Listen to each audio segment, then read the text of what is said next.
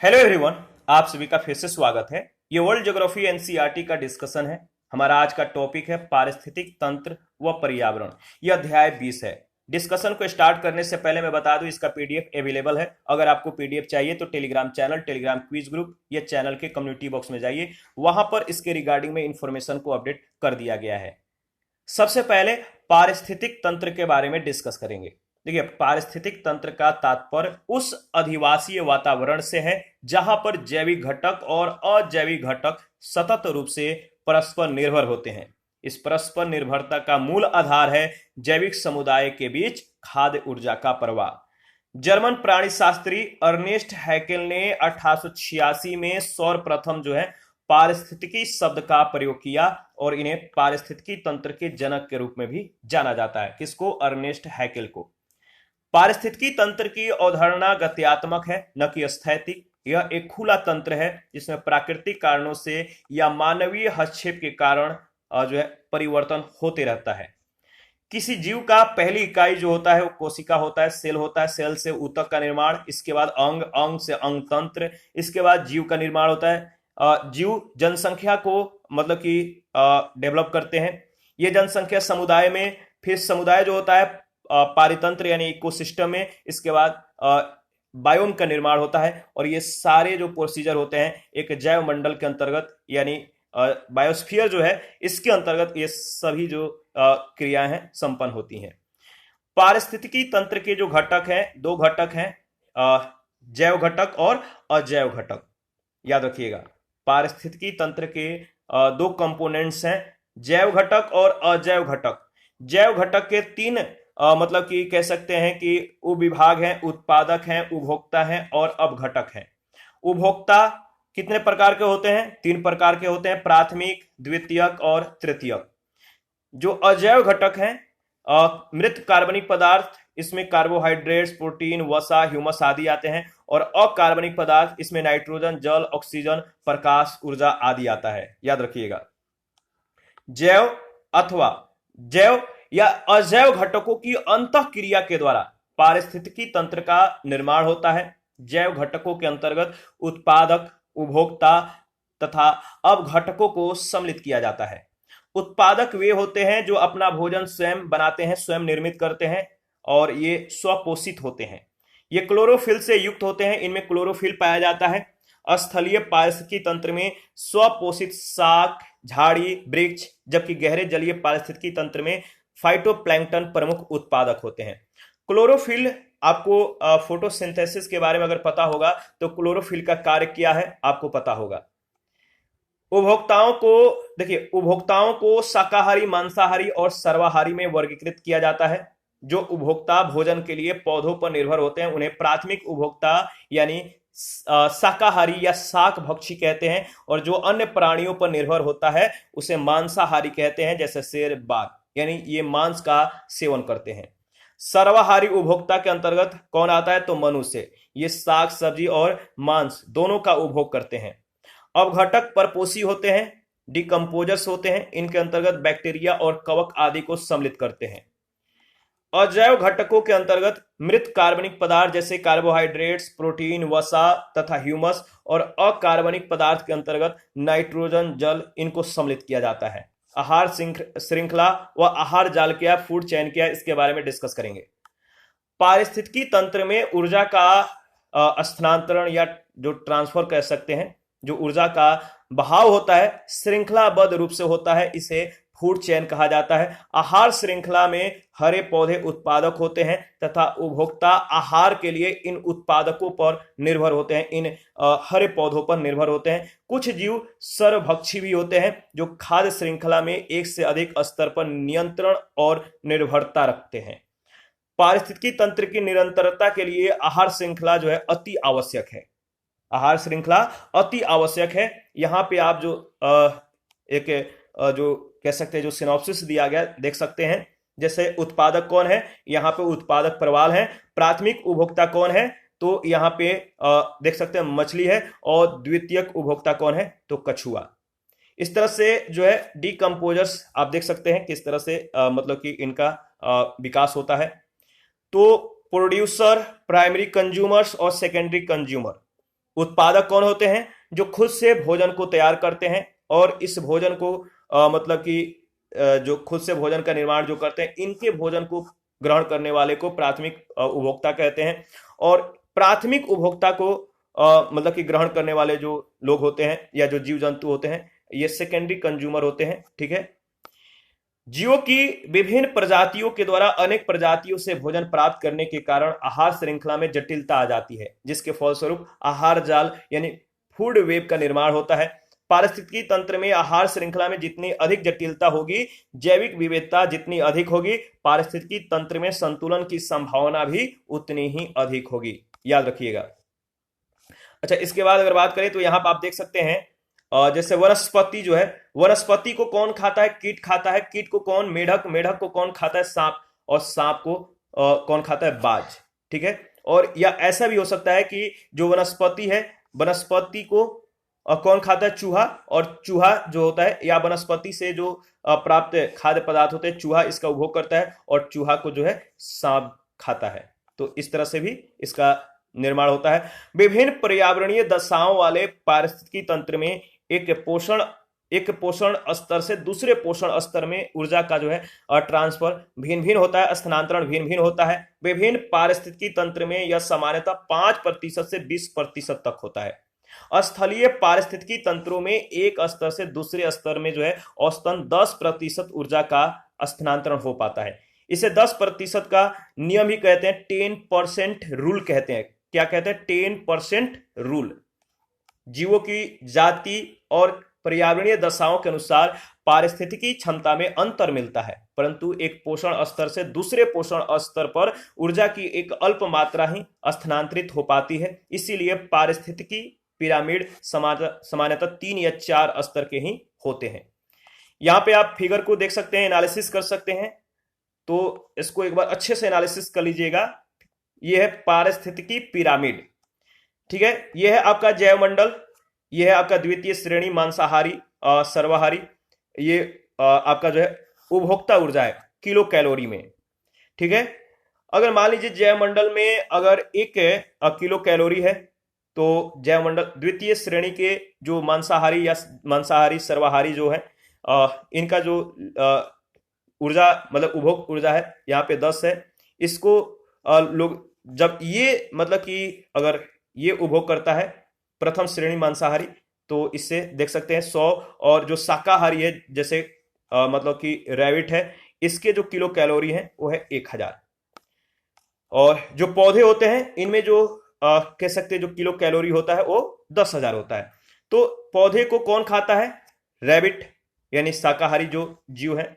और इनको कितना कैलोरी मिला? 1000। इसके बाद इसको जो है इसको कौन खाया? मांसाहारी प्राणी खाया, और इसमें कैलोरी की मात्रा कम हो जाएगी, 100 किलो कैलोरी हो जाएगा।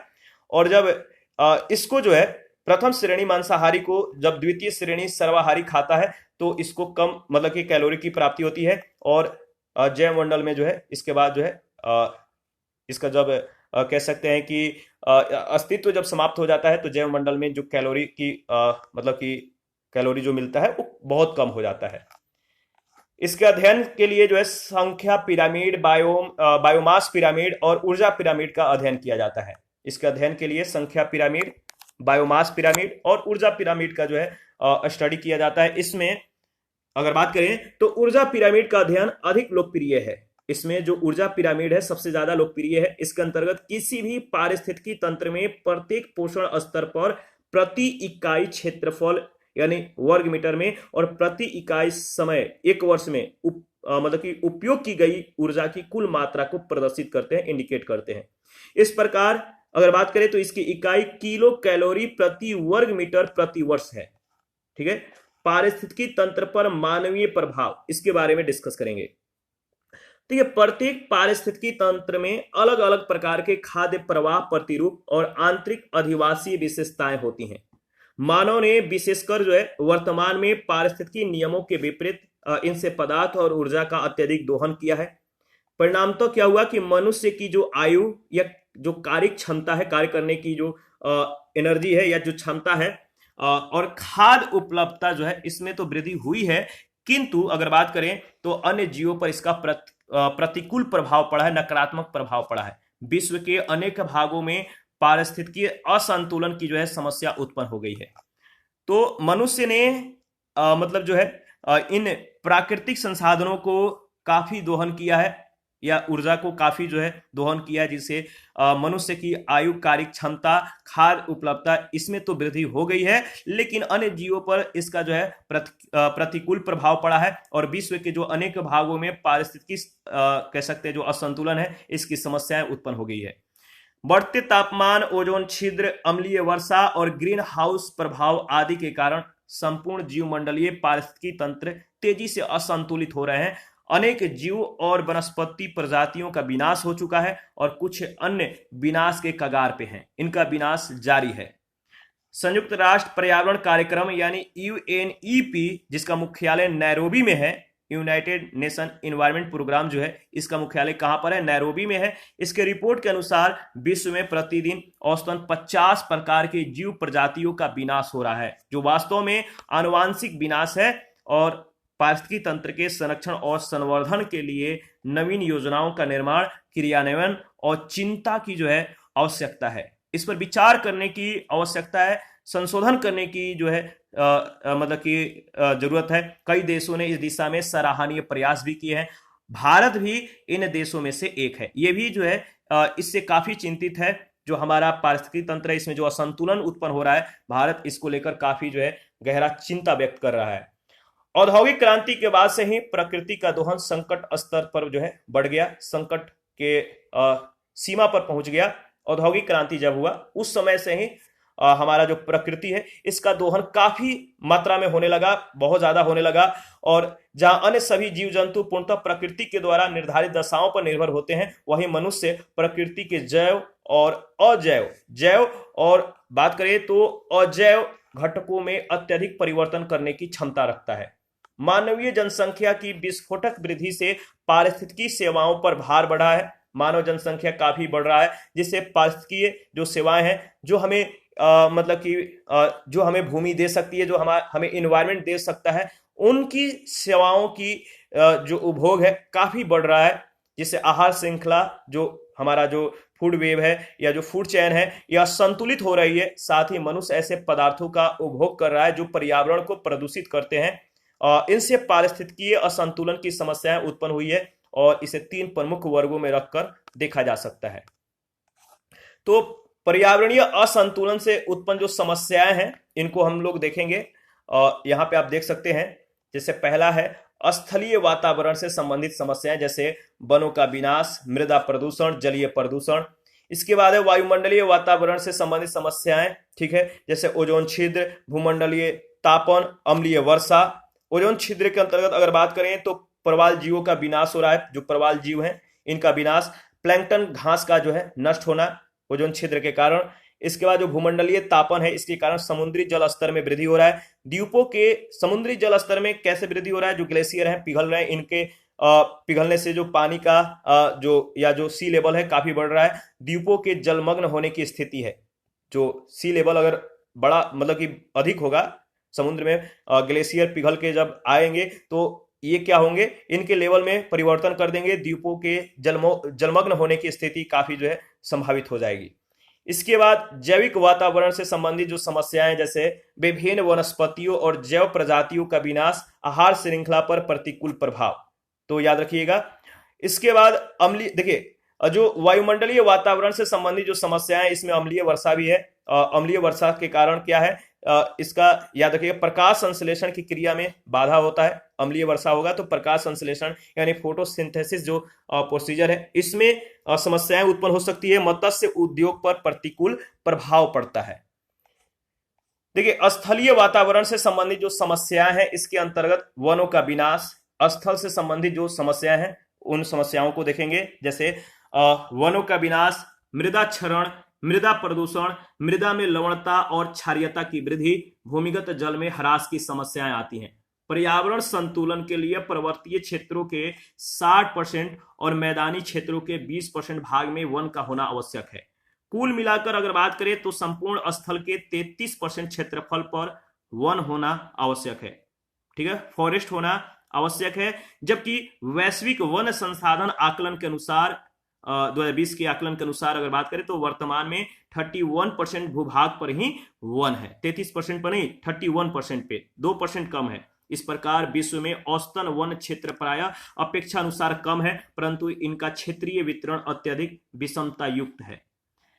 स्थलीय पर्यावरण से संबंधित समस्याएं मुख्य रूप से विकासशील देशों की समस्याएं हैं। मध्य अमेरिका, दक्षिण एशिया, दक्षिण पूर्व एशिया, अफ्रीका आदि में यह समस्याएं अधिक गंभीर है। उदाहरण के लिए दक्षिण एशियाई क्षेत्र का वन आवरण कुल भौगोलिक क्षेत्र का मात्र 19% है। GFRA 2020 के अनुसार भारत में कुल वैश्विक वन क्षेत्र का 2% वन क्षेत्र उपलब्ध है। भूमि प्रदूषण और नगरीय कचरों के कारण जलीय प्रदूषण की जो समस्याएं हैं ये भी गंभीर हुई है। सेंट लॉरेंस, राइन, गंगा, यमुना आदि अत्यधिक प्रदूषण ग्रस्त नदियां हैं, याद रखिएगा। दूसरा है वायुमंडलीय वातावरण से संबंधित समस्याएं। वायुमंडलीय वातावरण से संबंधित समस्याएं, देखिए, जीवाश्मीय ऊर्जा के अत्यधिक उपयोग, वनों के तीव्र विनाश, परिवहन साधनों के उपयोग में भारी वृद्धि आदि के कारण वैश्विक जलवायु में परिवर्तन देखने को मिलते हैं। वायुमंडलीय वातावरण से संबंधित असंतुलन 3 प्रकार के होते हैं। जैसे पहला है ओजोन छिद्र, ओजोन होल। समताप मंडल में ओजोन छिद्र कहां पर है, ओजोन परत कहां पर पाया जाता है? समताप मंडल में पाई जाने वाली ओजोन परत, यह समताप मंडल में ओजोन परत मिलता है। तो ओजोन परत जो है इसको जीवन रक्षक छतरी, लाइफ सेविंग अम्ब्रेला कहा जाता है, यानी ये छता के समान रक्षा करता है, क्योंकि यह सूर्य की जो परावैंगनिक किरणें, अल्ट्रावायलेट जो रे है, इसको अवशोषित करती है और इन किरणों से आंखों तथा त्वचा के रोग होने का खतरा रहता है और कृषि जलवायु पर इसका बुरा प्रभाव पड़ सकता है। और ये सभी जो इफेक्ट है, इन सभी से जो नुकसान होने वाला जो चीजें हैं, ये ओजोन छिद्र क्या करता है? छतरी के रूप में रोक के रखता है, ठीक है। अल्ट्रावायलेट रे को पृथ्वी पर आने से कम करता है। ओजोन परत से सूर्य की परावैंगनिक किरणों की जो है 70 से 90% तरंगें अवशोषित हो जाती हैं। ओजोन परत में छिद्र सर्वप्रथम फॉरमैन के द्वारा जो है 1973 में अंटार्कटिका के ऊपर देखा गया था। किसके द्वारा? फॉरमैन, याद रखिएगा। अंटार्कटिका के ऊपर स्थित ओजोन परत के इस छिद्र में, इस होल में प्रकाश रासायनिक क्रियाओं के द्वारा सामान्यतः सितंबर अक्टूबर के समय जो है वृद्धि देखी जाती है। सितंबर अक्टूबर में ओजोन परत में जो छिद्र है इसमें काफी वृद्धि हो जाती है। डॉप्सन मीटर से ओजोन की सघनता या सांद्रता मापी जाती है। डॉप्सन मीटर, यहां से भी प्रश्न कई बार पूछे गए हैं। अंटार्कटिका के वायुमंडल में ओजोन का सांद्रण 220 डॉप्सन यूनिट के, याद रखिएगा, अंटार्कटिका के वायुमंडल में जो ओजोन का जो सांद्रण है वो 220 डॉप्सन यूनिट से कम हो जाने पर जो है ओजोन छिद्र का निर्माण हो जाता है। ओजोन परत, जो ओजोन परत है, ओजोन लेयर जो है, इसमें छिद्र होने का प्रमुख कारण है क्लोरीन, ब्रोमीन आदि हैलोजन। जो ओजोन छिद्र है, इसके छिद्र होने का जो कारण है, ओजोन परत में जो होल होता है, इसका जो प्रमुख कारण है क्यों छिद्र हो जाता है, तो क्लोरीन, ब्रोमीन और हैलोजन वर्ग की गैसों का उत्सर्जन ओजोन परत में छिद्र होने का जो है, या ओजोन लेयर में छिद्र होने के प्रमुख कारण है। इसकी उत्पत्ति क्लोरोफ्लोरोकार्बन यानी CFC, hydrofluorocarbon, halogens, carbon tetrachloride, methyl chloroform और मिथाइल ब्रोमाइड जैसे रसायनों से होती है। वैज्ञानिकों के अनुसार क्लोरीन का एक अणु ओजोन के 1 लाख अणुओं को तोड़ सकता है। Refrigerator, air conditioning, scanner, plastic आदि से उत्सर्जित क्लोरोफ्लोरोकार्बन की ओजोन परत को नष्ट करने में प्रमुख भूमिका रही है। तो CFC किन किन चीजों से निकलता है? रेफ्रिजरेटर से, एयर कंडीशनिंग से, ठीक है, स्कैनर से, प्लास्टिक से, इन सभी से CFC निकलता है और ये ओजोन परत को काफी नुकसान पहुंचाता है, क्योंकि इनसे उत्सर्जित होने वाले रसायनों में ओजोन का ह्रास करने वाले पदार्थों की बड़ी मात्रा में जो है मौजूदगी रहती है। जेट विमानों के द्वारा उत्सर्जित होने वाले नाइट्रोजन ऑक्साइड के कारण भी ओजोन परत में छिद्र की समस्या उत्पन्न हो गई है ओजोन लेयर में। चिली की भेड़ों में अंधापन, अंटार्कटिका में प्लैंकटन घास के खत्म होने की प्रवृत्ति, ऑस्ट्रेलिया के पूर्वी तट पर प्रवाल जीवों के असामयिक विनाश का कारण भी ओजोन छिद्रों को माना जा रहा है। एक नए ओजोन छिद्र का पता आर्कटिक सागर के ऊपर चला है, जिसका प्रतिकूल प्रभाव उत्तरी गोलार्ध में अधिक पड़ने की आशंका है।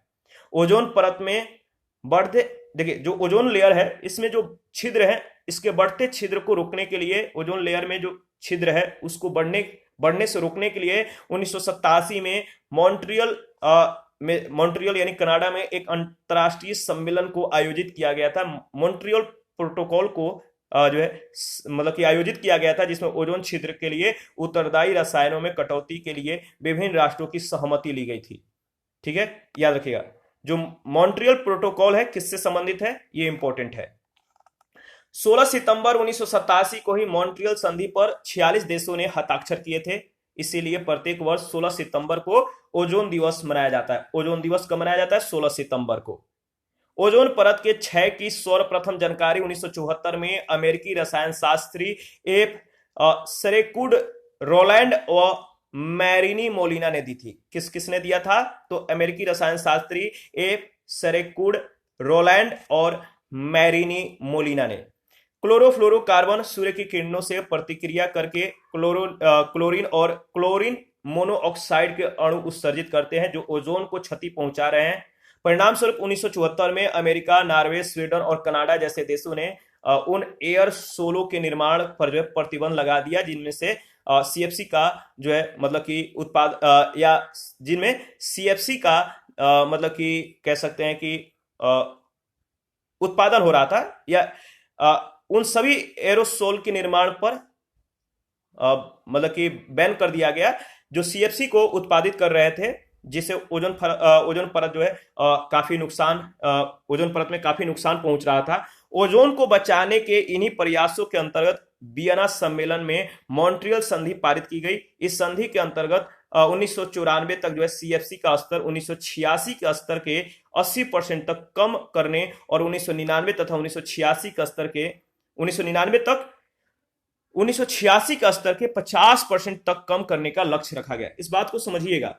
1994 में क्या हुआ कि सीएफसी का जो स्तर था 1986 के स्तर के 80% तक, 1994 में काफी सीएफसी की उत्पादकता बढ़ गई थी। तो क्या किया गया कि जो 1986 का जो लेवल था उस स्तर के 80% तक कम करना, और 1999 में उससे भी काफी ज्यादा हो गया। तो 1986 के स्तर के 50% तक, जो 1986 का जो लेवल था उसमें भी 50% तक कम करने का लक्ष्य रखा गया। भारत ने अगस्त 2008 में सीएफसी के उत्पादन पर रोक लगा दी है। तो भारत ने सीएफसी के उत्पादन पे कब रोक लगाया? तो 2008 में। इस बात को ध्यान में रखिएगा। इसके बाद अगर बात करें तो देखिए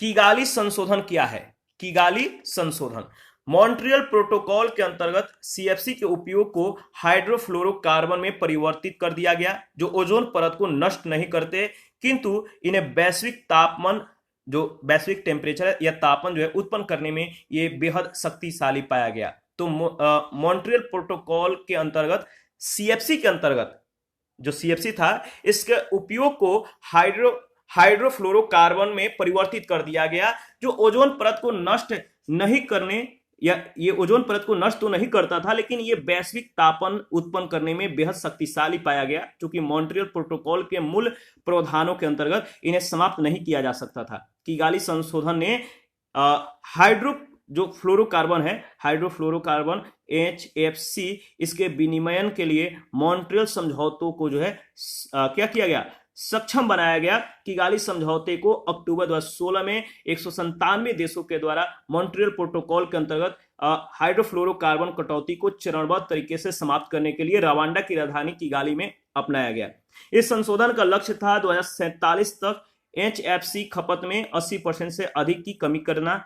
ठीक है, हाइड्रोफ्लोरोकार्बन में जो 80% की खपत को कम करना, जिसके अंतर्गत विकसित देश 2019 से हाइड्रोफ्लोरोकार्बन की खपत करेंगे, जबकि भारत सहित कुछ विकासशील देशों को 2028 में खपत को जो है स्थिर करना है। अगस्त 2021 में भारत सरकार ने किगाली संशोधन के अनुसमर्थन को जो है मंजूरी दे दिया, और जिसके अंतर्गत अगर बात करें तो 2023 से 4 चरणों यानी 2032 में 10%, ठीक है, 2037 में 20%, 2042 में 30% और 2047 में 80% के साथ इस लक्ष्य को पूरा करेगा भारत। 4 चरणों में, याद रखिएगा। इसके बाद है भूमंडलीय तापन, ग्लोबल वार्मिंग क्या है। औद्योगिक क्रांति के प्रतिकूल प्रभाव के फलस्वरूप वायुमंडल में carbon dioxide, carbon monoxide, methane, chlorofluorocarbon, hydrofluorocarbon और ग्रीन हाउस गैसों की मात्रा में तीव्र रूप से वृद्धि हुई है। देखिए प्रमुख ग्रीन हाउस जो गैसें हैं जैसे कार्बन डाइऑक्साइड, CO2, यह इससे मतलब कि जो CO2 है ये कैसे उत्पन्न होता है, तो ईंधन यानी कोयला, तेल, पेट्रोलियम के जलने से जंगलों में लगी आग से पैदा होती है। मीथेन यह तेल के रिसने और पशुपालन, धान के खेत आदि से पैदा होती है।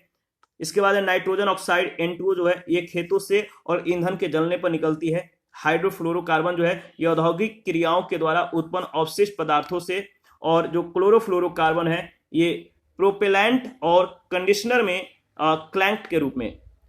पर फ्लोरोकार्बन की उत्पत्ति एल्यूमिनियम युक्त इलेक्ट्रॉनिक्स पदार्थों के द्वारा, और सल्फर हेक्साफ्लोराइड का उत्पत्ति जो होता है गंधक युक्त ईंधन का दहन जो अम्लीय वर्षा का कारण है। तो ये ग्रीन हाउस प्रभाव उत्पन्न करने की जो क्षमता है क्लोरोफ्लोरोकार्बन में सबसे ज्यादा है, सर्वाधिक है, परंतु भूमंडलीय तापन में कार्बन डाइऑक्साइड की मात्रा विभिन्न ग्रीन हाउस गैसों में जो है अत्यधिक होने के कारण यह सर्वाधिक उत्तरदायी है। यह एक भारी गैस है तथा पार्थिव विकिरण के लिए वायुमंडल की अपारगम्यता को बढ़ाता है। इससे उष्मा पृथ्वी के वातावरण में प्रवेश तो कर जाती है परंतु बाहर नहीं जा पाती। परिणाम स्वरूप ग्रीन हाउस प्रभाव उत्पन्न होते हैं और तापमान में वृद्धि देखी जाती है। याद रखिएगा, एक अनुमान के अनुसार यदि वायुमंडल में कार्बन डाइऑक्साइड की मात्रा इस तरह से बढ़ती रही तो 1900 ईस्वी के तुलना में 2030 ईस्वी में विश्व के तापमान में 3 डिग्री सेंटीग्रेड की वृद्धि हो जाएगी।